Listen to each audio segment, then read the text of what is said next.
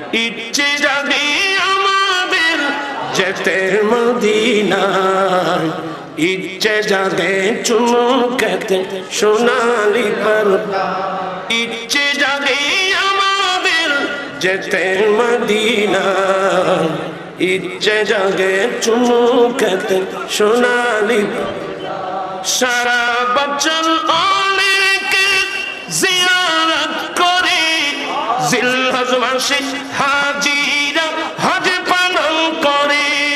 তাদের সঙ্গী হতে আমারই মন চায়, ইচ্ছে জাগে চুমু খেতে সোনালি পর্দায়।